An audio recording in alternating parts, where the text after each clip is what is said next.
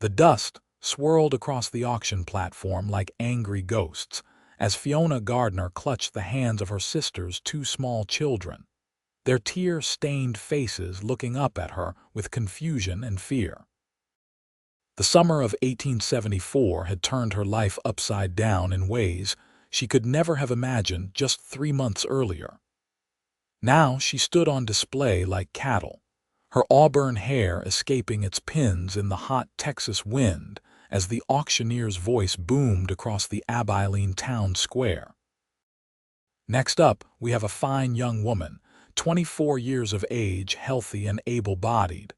Comes with two youngsters, a boy of 6 and a girl of 4. Their mamas passed on from the fever. Woman claims she's their aunt. Starting bid is $15. Fiona's cheeks burned with shame as men in the crowd scrutinized her like a mare at market. She had arrived in Abilene just 2 weeks ago after receiving the devastating news of her sister Margaret's death. What she hadn't known was that her sister's husband had accumulated substantial debts before his own passing 6 months prior. The bank had foreclosed on their small homestead, and now here she stood, her meager savings gone just getting to Texas from Pennsylvania, being sold into indentured servitude along with her niece and nephew. $17, called a portly man with yellowed teeth. 20, shouted another whose leering gaze made her stomach turn. 25, the voice came from the back of the crowd, deep and commanding. The sea of dusty hats parted as a tall man in a dark Stetson moved forward. His face was partially obscured by the shadow of his hat, but she could see the firm set of his jaw, the intensity of his gaze as he assessed her. 30, countered the leering man. $50. The tall stranger's voice was calm but resolute. A murmur rippled through the crowd. The auctioneer's eyebrows shot up. We have $50 from Mr. Sawyer Zimmerman. Do I hear 60? Silence fell over the crowd. Fiona's heart hammered in her chest as she stared at her purchaser. Sawyer Zimmerman. The name meant nothing to her, but the man's presence commanded respect. His clothes, while practical, were of good quality. His face was weathered from the sun but handsome, with piercing blue eyes that now studied her thoughtfully. Going once, going twice. Sold to Mr. Zimmerman for $50. Little Thomas tightened his grip on her hand. Auntie Fee, where are we going? He whispered, his voice trembling. Before she could answer, Sawyer Zimmerman approached the platform. Up close, she could see he was perhaps 30 years old, with a small scar above his right eyebrow and a clean-shaven face that set him apart from many of the rough-looking men in town. "Madam," he said with a slight nod, "I'm Sawyer Zimmerman. I own the Double Z Ranch about 10 miles outside of town." Fiona lifted her chin, determined to maintain her dignity despite the circumstances. "I'm Fiona Gardner. These are my sister's children, Thomas and Alice." Her voice was steadier than she felt. "I'm grateful for your intervention, Mr. Zimmerman, but I must know your intentions." Something flickered in his eyes, respect, perhaps. "I need a housekeeper, Miss Gardner. My ranch hands deserve decent meals and clean shirts. The children will have a roof over their heads and plenty to eat." He studied her face for a moment. "You won't raise them alone, that's a promise." Fiona's breath caught in her throat. "What exactly does that mean, sir?" Sawyer glanced down at the children, then back at her. "It means you'll have help. I've got a good-sized house and it's sat empty too long. These little ones deserve a proper home, not to be dragged from pillar to post." He hesitated. "I've seen too many orphans in these parts end up separated. That won't happen on my watch." Relief flooded through her, although caution remained. "We are in your debt, Mr. Zimmerman. But I want to be clear, I am these children's guardian. I won't be separated from them." "I wouldn't think of it, Miss Gardner." He offered a small smile that transformed his serious face. "My wagon's just down the street. You got any belongings?" Just one trunk, she said, pointing to where it sat on the ground nearby. Sawyer nodded to a young man in the crowd. "Jimmy, fetch the lady's trunk." Then he turned back to Fiona. "Let's get you folks out of this heat." As Sawyer helped her down from the platform, his hand strong and steady around her waist, Fiona felt both gratitude and trepidation. She had no choice but to trust this stranger. Yet something in his eyes, a quiet decency, gave her hope that perhaps her luck was finally turning. The wagon ride to the Double Z Ranch was mostly silent. Thomas and Alice sat huddled against Fiona in the wagon bed, their small bodies tense with uncertainty. The Texas landscape stretched out around them, vast and beautiful, but alien to Fiona's eastern eyes. Rolling hills covered with scrubby mesquite trees and patches of prairie grass extended to the horizon. "You're from back east," Sawyer said eventually, not a question but an observation. "Pennsylvania," Fiona confirmed. "I was a school teacher there." His eyebrows rose slightly. "A school teacher? That's fortunate. These little ones will need education." "Yes, they will." Fiona stroked Alice's hair as the child dozed against her shoulder, exhausted from the stress of the day. "Mr. Zimmerman, I feel I should make something clear. I intend to repay your $50 as soon as I can earn the money. I don't wish to remain indebted to you." Sawyer's hands tightened on the reins momentarily. "That auction wasn't legal, Miss Gardner. You can't sell people, not since the war ended. That was a sham set up by Wilcox at the bank to recover debts. I only played along to get you and the children out of there." Fiona stared at him in shock. "But then why did you pay?" "Because arguing the point in front of that crowd wouldn't have ended well. Some of those men—" He trailed off, his jaw tightening. "Let's just say their intentions weren't honorable. The money doesn't matter. Consider it payment in advance for your housekeeping services if it makes you feel better." Fiona felt a rush of gratitude mingled with shame at her own naivety. "Thank you," she said softly. "I don't know what would have happened if you hadn't been there." "I do," he said grimly. "That's why I stepped in."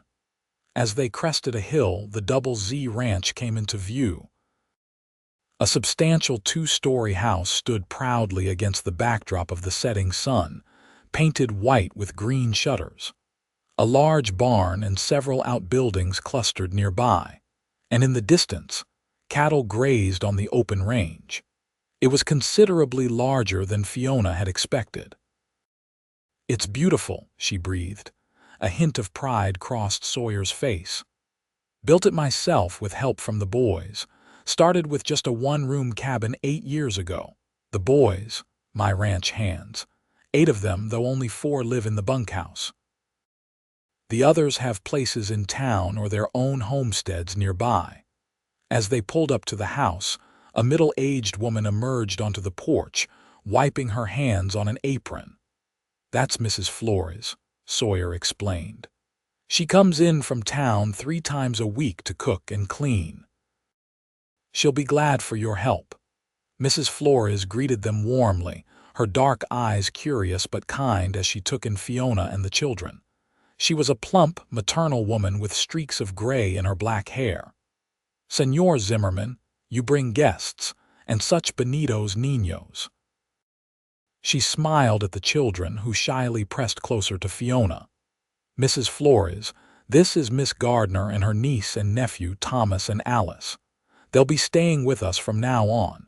Miss Gardner will be taking over the housekeeping duties. If Mrs. Flores was surprised by this announcement, she didn't show it. "My bien, I will show you the house." The children must be hungry after such a journey. Fiona's tension began to ease slightly. Mrs. Flores's friendly demeanor was reassuring, and the house, when they entered, was clean and well-appointed, not lavish, but comfortable and far more civilized than she had expected of a bachelor rancher's home. "The master bedroom is upstairs," Mrs. Flores explained as she led them through the house. And there are 3 other bedrooms. Sawyer Zimmerman uses one as his office. The other 2 are empty. The children can have one room and you'll take the other, Sawyer said, following behind them with Fiona's trunk. You're very kind, Mr. Zimmerman. Sawyer, he corrected. If you're going to be living here, we might as well use Christian names. Then I'm Fiona, she replied, feeling a strange flutter in her chest at the informal address. After a simple but hearty supper of beef stew and fresh bread, during which Thomas and Alice gradually emerged from their shells enough to answer Mrs. Flores's gentle questions, Sawyer excused himself to check on the livestock. Mrs. Flores helped Fiona settle the children into their new room, a cheery space with 2 small beds and a window overlooking the corral. They are good children, Mrs. Flores observed as they tucked the exhausted little ones in. So sad about their mama. Yes, Fiona agreed, brushing Thomas's hair from his forehead. Margaret was my only sister. She was always the adventurous one coming out west with her husband. I never imagined. Her voice caught. Mrs. Flores patted her arm. You are a good tia aunt. They are lucky to have you. Later, as Fiona unpacked her meager belongings in her own room, she heard Sawyer return. His footsteps paused outside her door and then a gentle knock sounded. Come in, she called. Sawyer entered, hat in hand. He'd clearly washed up, his dark hair damp at the temples. Just wanted to make sure you have everything you need. Yes, thank you. The room is lovely. It was simple but comfortable, with a brass bed, a chest of drawers, and a small writing desk beneath the window. Good. He hesitated, then added, I want you to know that you're safe here, Fiona. I meant what I said about helping with the children. This is your home now for as long as you want it to be. The sincerity in his voice brought unexpected tears to her eyes. Why are you doing this? You don't know us. Sawyer looked away for a moment, his expression unreadable. Let's just say I know what it's like to be alone in this world. His eyes met hers again. Get some rest. Tomorrow's a new day. After he left, Fiona sat on the edge of the bed, overwhelmed by the day's events. From the brink of disaster to this unexpected sanctuary in the space of a few hours. Sawyer Zimmerman was a mystery, a man of few words but decisive action. Whatever his reasons, she was grateful for his intervention. As she drifted toward sleep, exhausted but relieved, she wondered what tomorrow would bring in this new life on the Texas frontier. The following days established a rhythm to life at the Double Z Ranch. Fiona rose early, helping Mrs. Flores prepare breakfast for Sawyer and the ranch hands before they headed out for their day's work.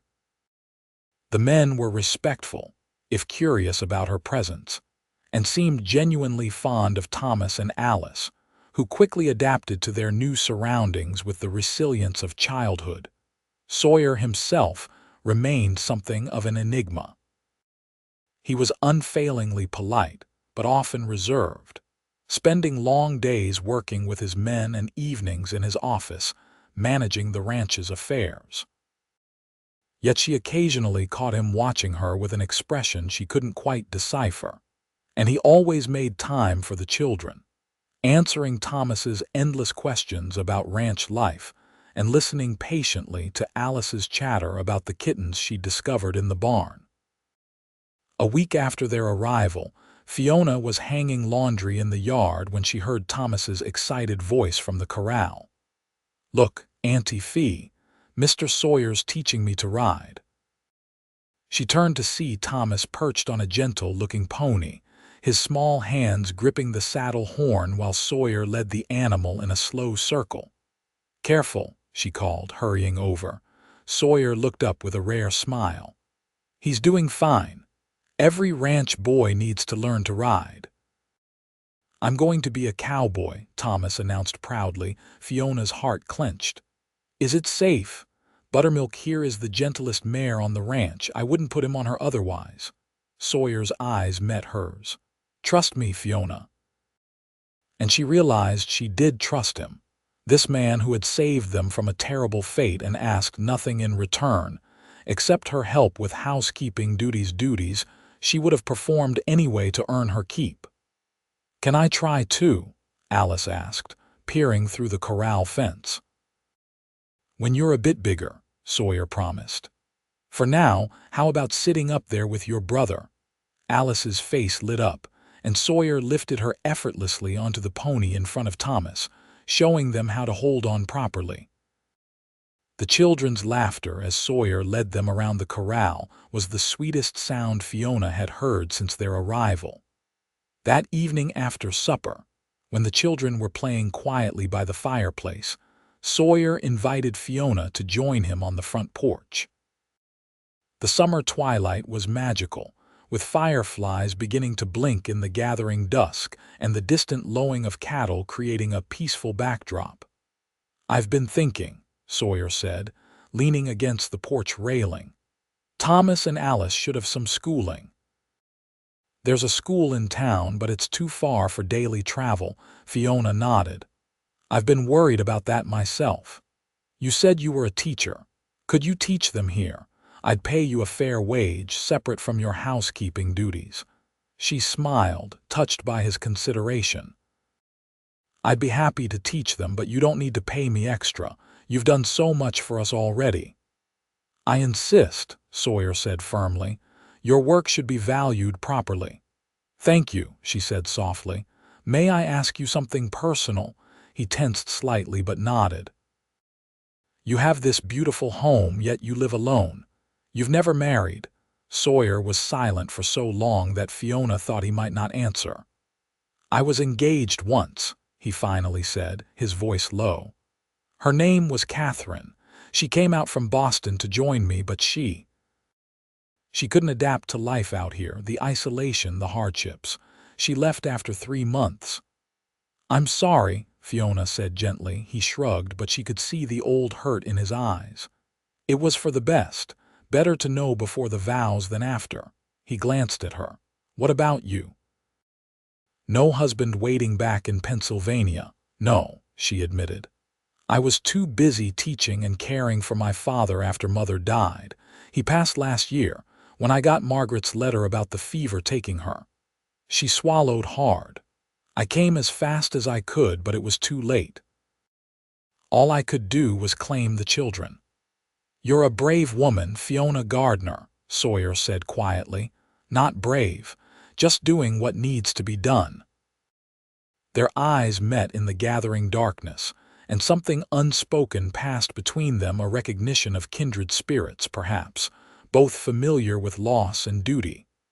The moment was broken by Alice's voice calling from inside. "Auntie Fee, I can't find Dolly." Fiona smiled apologetically. "Duty calls." As she turned to go, Sawyer's hand brushed hers briefly. "Good night, Fiona." That small touch lingered in her mind long after the children were asleep, a warm spot of connection in her new and still uncertain life. The seasons began to change, summer heat gradually giving way to the milder days of early autumn. Fiona established a schoolroom in a corner of the dining room, teaching Thomas and Alice for several hours each morning while continuing her housekeeping duties in the afternoons.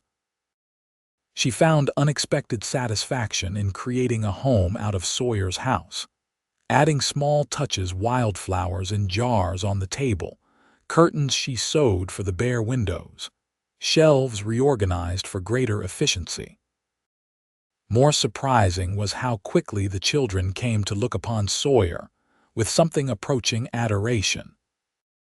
Thomas followed him like a shadow whenever possible, soaking up knowledge about horses and cattle, while Alice saved special drawings for Mr. Sawyer and insisted on sitting beside him at the dinner table. For his part, Sawyer showed remarkable patience with them, answering questions, telling stories of his early days on the ranch, and even reading to them occasionally in the evenings. One night in late September, after the children were asleep, Fiona found Sawyer on the porch again, staring out at the starlit prairie. "Beautiful night," she commented, joining him. He nodded, offering her the extra cup of coffee he'd brought out. "I've always found peace in these stars. Same ones I grew up with in Missouri, but somehow they seem bigger here." "Everything seems bigger in Texas," she smiled, accepting the cup. "Thank you for the books you brought back from town yesterday. Thomas is especially enjoying the adventure stories. He's a bright boy. Reminds me of myself at that age, always asking why and how. And Alice adores the slate and chalk. She practices her letters for hours." Sawyer's face softened. "They're good children. You've done well with them, considering all they've been through." "We've done well," Fiona corrected him. "You've been." She hesitated, searching for the right words. "You've been more than just our benefactor, Sawyer. You've become important to them." Their eyes met, and Fiona felt a warmth that had nothing to do with the coffee cup in her hands. "And to you?" he asked quietly. Before she could answer, the sound of hoofbeats approached rapidly. Sawyer straightened, instantly alert. "Stay here," he said, reaching for the rifle that always stood by the door. A rider galloped into the yard, and Fiona recognized Pete, one of the ranch hands who lived in town. "Sawyer," he called urgently, "there's trouble. The Wilcox gang's in town, drinking heavy and making threats. They're saying you stole what was rightfully theirs." Sawyer's face hardened. "Miss Gardner, you mean?" Pete nodded grimly. "Heard them talking about coming out here to reclaim property before I rode out." "How many?" "Wilcox and 5 others, all armed." Sawyer turned to Fiona, his expression grave. "Take the children to the root cellar. There's a hidden door at the back that leads to a tunnel. It comes out in the cottonwood grove by the creek. If you hear shooting, take them and go." Fear clutched at her heart. "Sawyer, I'll be fine," he said, though his eyes told a different story. "My men are loyal, and we've faced worse than Wilcox." "I'm scared for you, not of you," she whispered. Something flashed in his eyes, and for a brief moment he touched her cheek. "I know, but I need you safe. Those children need you safe." Fiona nodded, understanding the truth of his words. "Be careful." She hurried inside to wake Thomas and Alice, explaining in hushed tones that they were playing a special game of hide and seek. The children, groggy with sleep, followed her without question to the root cellar beneath the kitchen, where she wrapped them in blankets on a pile of sacks. "Remember what Mr. Sawyer said about the secret door," she whispered. "If I tell you to go through it, you run as fast as you can to the big trees by the creek and hide there until one of us comes for you." Thomas nodded solemnly, his young face serious in the lantern light. "Is someone bad coming, Auntie Fee?" Fiona hesitated, then decided on honesty. "Some men who might want to take us away from here, but Mr. Sawyer and his friends won't let them." "I don't want to leave," Alice whimpered. "I like it here with Mr. Sawyer." "I know, sweetheart. I like it here too." More than like, she realized with sudden clarity. This place and its owner had become home in ways she'd never expected. Above them, she heard the sounds of men moving into defensive positions around the house and barn. Time stretched endlessly as they waited in the dim cellar, the children eventually drifting back to sleep against her while she remained vigilantly awake, straining to hear what was happening. When the first gunshot shattered the night, Fiona flinched but didn't wake the children. More shots followed, along with shouting she couldn't quite make out.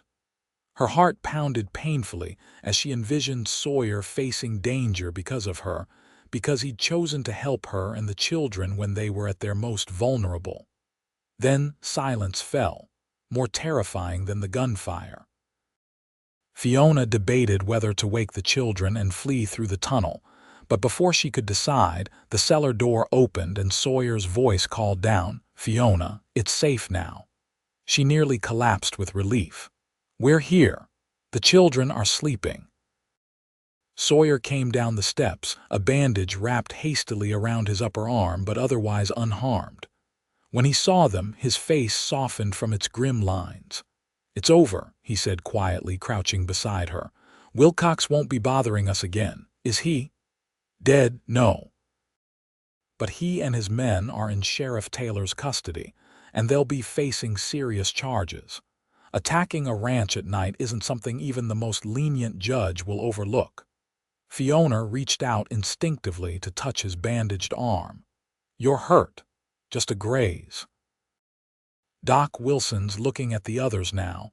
Pete took one in the leg, but nothing too serious. "Thank God," she breathed. Sawyer's eyes were intent on her face. "I was worried they might get to you before we could stop them." "I was more worried about you," she admitted. Something shifted in his expression, and slowly, giving her every chance to pull away, he leaned forward and brushed his lips against hers. The kiss was gentle, questioning, and over almost before it began. "I shouldn't have done that," he murmured, starting to withdraw. Fiona caught his hand. "Why not? You're under my protection." "I don't want you to feel obligated, Sawyer," she interrupted softly. "Does that feel like obligation to you?" She leaned forward and returned his kiss, this time with unmistakable intention. When they broke apart, his eyes were wide with wonder. "No, madam, it does not." Thomas stirred then, blinking up at them in confusion. "Is the game over? Did we win?" Sawyer's smile held a promise that made Fiona's heart race. "Yes, son, I believe we did." In the days following the attack, Fiona noticed a change in Sawyer. He was more present, joining them for meals he might previously have taken in his office and finding reasons to be near the house during the day. His interactions with her carried a new warmth, though he remained respectful of her position and the presence of the children. Word of the confrontation with Wilcox spread quickly through the county. Fiona worried it might cause problems for the ranch, but if anything, it seemed to elevate Sawyer's standing in the community. Several neighboring ranchers rode over to express their support, many bringing their wives who were openly curious about the Eastern woman who had caught Sawyer Zimmerman's attention. "You're quite the topic of conversation in town, Mrs. Flores informed Fiona one morning as they kneaded bread dough together. "Everyone is wondering when Senor Zimmerman will make an honest woman of you." Fiona nearly dropped the dough in surprise. "What? We're not, that is, he hasn't," Mrs. Flores chuckled. "Perhaps not yet, but I have eyes, señorita. The way he looks at you when you are not watching, and the way you look at him." Heat rose to Fiona's cheeks. "Is it that obvious?" "Only to those with eyes to see," Mrs. Flores replied wisely. "The children already think of him as their papa." No, it was true. Thomas had taken to calling Sawyer sir, in a tone of deep respect that bordered on reverence, while Alice had begun to seek his approval as naturally as she did Fiona's. They were becoming a family in all but name. The thought both thrilled and frightened Fiona. Her feelings for Sawyer had grown steadily since that first kiss, but she worried about rushing into something that might not last. Her sister's marriage had been a love match too, yet it had ended with Margaret alone on a failing homestead, her husband dead and debts mounting. That evening, Sawyer suggested a ride to show her more of the ranch property. With Mrs. Flores watching the children, they saddled horses and rode out as the setting sun painted the landscape in brilliant golds and purples. "It's so beautiful," Fiona said as they paused on a ridgeline overlooking a vast expanse of the ranch. "I never imagined Texas would be like this. Back east, people talk about it being wild and dangerous." "It can be," Sawyer acknowledged, "but there's a freedom here you can't find anywhere else. Room to breathe, to build something that's truly yours." He turned in his saddle to look at her. "What do you think of it now, after these months?" She considered the question seriously. "I think I understand its appeal better. When I first arrived, I was terrified. All I wanted was to take the children somewhere safe, somewhere familiar." She smiled. "I never expected to find safety here with you. And now," His voice was careful, measured. Fiona met his gaze directly. Now I can't imagine being anywhere else. Something in Sawyer's face relaxed. I've been wanting to ask you something, but I've been waiting for the right time. He dismounted and came around to help her down from her horse. As her feet touched the ground, his hands lingered at her waist. Fiona Gardner, I know we haven't known each other long, but I've never been more certain of anything in my life. I love you. I love those children. I want us to be a family properly, legally. Her heart soared, but caution made her ask, Are you certain? The children and I, we come as a package. It's a lot to take on. I've never been more certain of anything, he repeated firmly. Those children are already in my heart, and you. He touched her cheek gently. You've brought light back into my life when I thought it would always be in shadow. Tears of happiness sprang to her eyes. Then yes, Sawyer Zimmerman. Yes, I will marry you. His kiss was full of promise and passion, a pledge of the life they would build together. They were married 2 weeks later in Abilene's small church, with Thomas proudly serving as ring bearer and Alice scattering wildflower petals down the aisle. Mrs. Flores wept openly, and even the ranch hands dressed in their Sunday best for the occasion, awkwardly offering congratulations and teasing their boss about finally being properly civilized. That night, after the children were asleep in what was now officially their room, Fiona joined her husband. How strange and wonderful that word sounded in what was now their bedroom. Sawyer had added feminine touches for her. A dressing table, new curtains, a colorful quilt on the bed.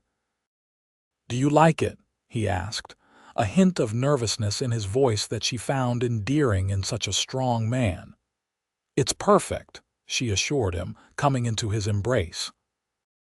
Their first night together as husband and wife was everything Fiona had dreamed of, tender, passionate, a true union of bodies and hearts. As they lay together afterward, Sawyer's arms around her and his heartbeat steady beneath her cheek, she marveled at how life could change so dramatically in such a short time. "What are you thinking?" he murmured, his fingers playing with her hair. "I'm thinking about that day at the auction. How terrified I was, how certain that my life and the children's lives were ruined." She propped herself up to look into his face. "And then you appeared like something out of a storybook." He smiled, tracing her lips with his finger. "I rode into town that day for supplies. I wasn't even planning to pass by the town square." "Providence," she whispered. "I like to think so." His expression grew serious. "When I saw you standing there, holding those children's hands so fiercely, something just, I can't explain it, I knew I couldn't ride away. You said something that day that I've never forgotten. You said I wouldn't raise them alone." She kissed him softly. "You've kept that promise in ways I never could have imagined."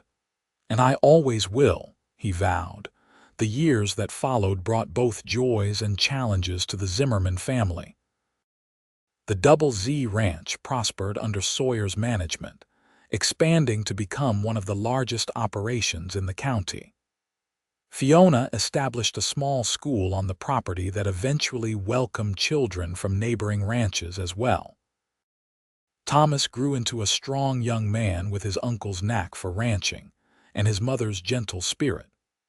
Alice blossomed into a beauty with a talent for music that Sawyer encouraged by buying her a piano for her 10th birthday, hauled all the way from Dallas at considerable expense. 2 years after their marriage, Fiona gave birth to a son they named James after Sawyer's father. A daughter, Margaret, named for Fiona's sister, followed 2 years later, and another son, William, 3 years after that. Through it all, their love remained the foundation of their home. Sawyer never forgot how close he had come to missing this life, this family altogether. And Fiona never ceased to be grateful for the man who had saved her and her sister's children from a fate too terrible to contemplate. On the 10th anniversary of their meeting, Sawyer presented Fiona with a small wooden box after the children had gone to bed. "What's this?" she asked, opening it to find a delicate gold locket. "Open it," he urged. Inside was a tiny portrait of Thomas and Alice as they had looked that first day, based on a description Fiona had given to an artist in Dallas. On the opposite side was an inscription, "You won't raise them alone." Tears filled Fiona's eyes. "It's perfect. Will you put it on me?" As Sawyer fastened the chain around her neck, his lips brushed her nape in a familiar gesture that still sent shivers through her. "I have something else for you," he murmured. "Come outside." He led her to the porch, where a rocking chair sat, but not just any rocking chair. It was lovingly handcrafted, with delicate carvings along the arms and back. "I've been working on it in the barn when you thought I was mending tack," he admitted, watching her reaction closely. Fiona ran her hands over the smooth wood in wonder. "It's beautiful, Sawyer. Sit," he invited. She did, finding it perfectly sized for her, the rhythm of its rock soothing and gentle. Sawyer knelt beside her, taking her hands in his. 10 years ago, I saw a woman standing on an auction block, looking scared but defiant, holding onto 2 children like they were the most precious things in the world. His voice was husky with emotion. "I didn't know then that I was looking at my future, at the woman who would change everything for me. I just knew I had to help. And now look at us," Fiona smiled, squeezing his hands. 5 children, a thriving ranch, a school, a home," he finished for her. "Something I never truly had until you." As they sat together on the porch, watching the same stars that had witnessed their first tentative steps toward each other, Fiona reflected on the strange turns life could take. What had seemed like the end of all hope, that terrible day of the auction, had in fact been the beginning of a life more blessed and fulfilled than she could ever have imagined. Thomas, now 16 and nearly as tall as his uncle-turned-father, came out to join them. "Pa, I fixed that break in the north fence like you showed me." Sawyer nodded approvingly. "Good work, son. Ma, Alice is helping the little ones with their reading. She says James is getting better, but Margaret is still struggling with her letters." "I'll work with her tomorrow," Fiona promised. Thomas hesitated, then asked, "Can I ask you both something?" "Of course," they answered in unison. "I've been thinking about my real pa, the one I never knew." He looked at Sawyer anxiously. "That doesn't mean I don't think of you as my pa, because I do." Sawyer nodded understandingly. "It's natural to wonder about your roots, Thomas. I was just thinking. Maybe I'd like to use Zimmerman when I sign my name, but keep Gardner as my middle name, to honor both sides of my family." Fiona felt tears spring to her eyes at this thoughtful gesture from the boy who had been just 6 when they'd arrived at the Double Z. Sawyer stood and embraced Thomas, man to man. "I'd be honored, son. Thomas Gardner Zimmerman has a fine sound to it." "Thanks, Pa." Thomas returned the embrace, then hugged Fiona too before heading back inside. When they were alone again, Sawyer resumed his place beside Fiona's rocker. "He's a good boy. They all are. We've been blessed," she agreed softly. "Do you ever wonder what might have happened if you hadn't ridden through Abilene that day?" "I try not to," Sawyer admitted. "The thought of you and the children falling into other hands." He shook his head. "Some things are meant to be, Fiona. I believe that with all my heart." "So do I," she whispered, leaning down to kiss him. "So do I." As the stars wheeled overhead and the sounds of their children's laughter drifted through the open windows, Fiona knew with absolute certainty that this man, these children, this home was where she was always meant to be. From the darkness of that auction platform to the light of this life they'd built together, every step had led her exactly where she belonged. And as Sawyer had promised on that first day, she had never had to raise those children alone. On the morning of their 20th wedding anniversary, Fiona woke to find Sawyer already up, a rare occurrence since he usually savored the quiet moments with her before the household stirred. Curious, she donned her robe and went in search of him, following the sound of voices to the kitchen. There she found her husband surrounded by all 5 children, though children was hardly accurate anymore. Thomas, now 26, ran a significant portion of the ranch operations. Alice, 24, had married the local doctor's son and lived in town but visited often. James was 18, Margaret 16, and William 13, all growing into fine young people who made their parents proud. They fell silent when she entered, guilty expressions making her laugh. "What mischief are you planning at this hour?" Sawyer came to kiss her good morning. "Happy anniversary, my love." "Happy anniversary," she replied, touching the locket that still hung around her neck after all these years. "But that doesn't explain this conspiracy I've walked into." Alice stepped forward, her smile radiant. "We have a surprise for you and Papa. We've been planning it for months. All of us contributed," Thomas added proudly. Margaret, her auburn hair so like Fiona's own, handed her a small package. "Open it, Mama." Inside was a leather-bound book. Opening it, Fiona gasped softly. The first page bore a carefully painted portrait of herself and Sawyer on their wedding day, surrounded by Thomas and Alice as children. "Turn the page," William urged excitedly. Each subsequent page chronicled their family's history, the birth of each child, ranch milestones, celebrations, and everyday moments captured in sketches, pressed flowers, snippets of fabric, and beautifully penned descriptions. "Alice did the artwork," James explained. "Thomas wrote most of the stories. And we all contributed memories," Margaret added. Tears blurred Fiona's vision as she turned to the final pages, which showed their family as it was now expanded, flourishing, strong. "It's beautiful," she whispered. "The most precious gift I could imagine." Sawyer's arm came around her waist, his own eyes suspiciously bright. "Thank you, all of you. This means more than you know."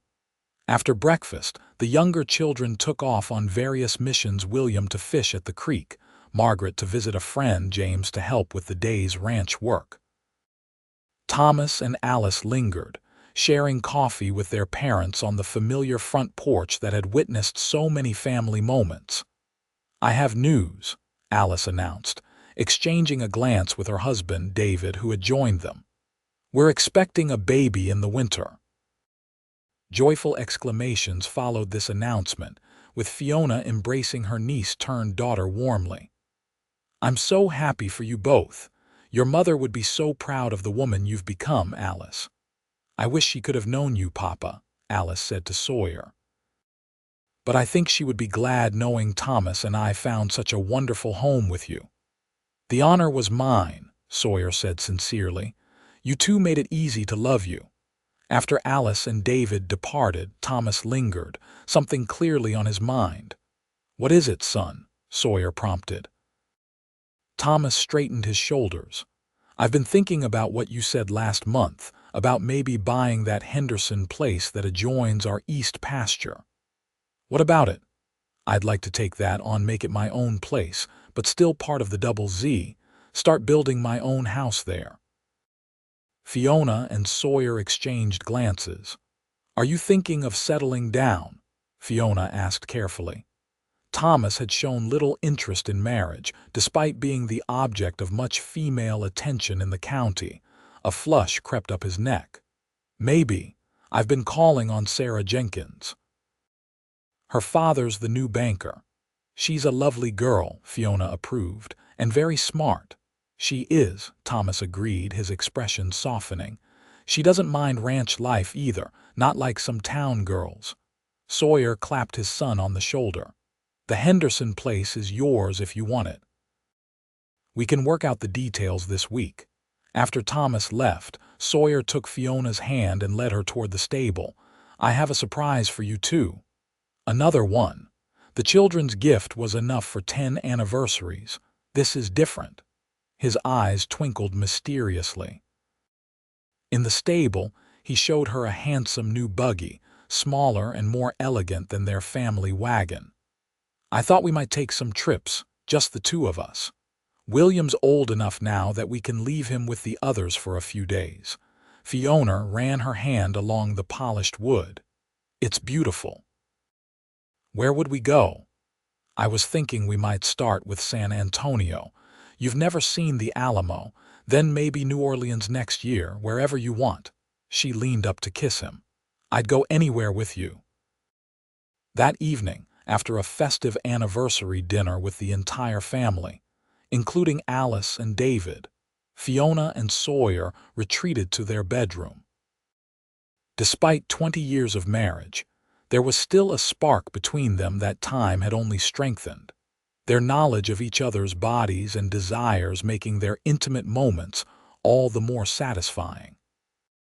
Later, as they lay together in comfortable silence, Fiona traced the scar on Sawyer's arm, a permanent reminder of that night so long ago when he defended her against Wilcox and his men. "Penny for your thoughts," he murmured. "I was just thinking about how full our lives have been. 5 wonderful children, a prosperous ranch, grandchildren on the way." She smiled up at him. "And it all started because you happened to be in Abilene on the worst day of my life." "Best day of mine," he countered, kissing her forehead, "though I didn't know it at the time." "Really?" "Even with all the trouble I brought with me," Sawyer chuckled. "You want to know something I've never told you? I'd seen you before that day." Fiona raised herself on one elbow, surprised. "What? Where?" "At the general store the day before. You were asking about your sister's homestead, trying to find directions. You looked so determined, so brave. I remember thinking you seemed like a woman who could handle whatever came her way." "Why didn't you ever tell me?" he shrugged. "Never seemed important. But when I saw you on that auction block the next day, I recognized you immediately. Couldn't believe the change in circumstances." "So it wasn't just random chance," Fiona mused. "You already knew who I was." "I knew what you looked like," he corrected. "I had no idea who you really were, the woman who would change my life completely." His fingers twined with hers. "The woman who would make a real family out of a house that was just a shell." "We made it together," she reminded him. "Just like you promised that first day." "You won't raise them alone," you said. "Best promise I ever made," he murmured, drawing her close again. "And the easiest to keep." As Fiona drifted toward sleep in the arms of the man she loved, she reflected on the extraordinary journey that had brought them here, from that desperate day on the auction block to this rich, full life they'd created together. Through all the challenges, all the joys and sorrows, they had remained each other's foundation, their love only growing stronger with the passing years. On that long-ago day in Abilene, when all had seemed lost, she could never have imagined the happiness that awaited her. The cowboy who had rescued her and her sister's children had given them not just safety but a home, not just shelter but love, not just his name but his heart. And as she had learned through 20 years of marriage, sometimes life's darkest moments were simply the prelude to its greatest blessings.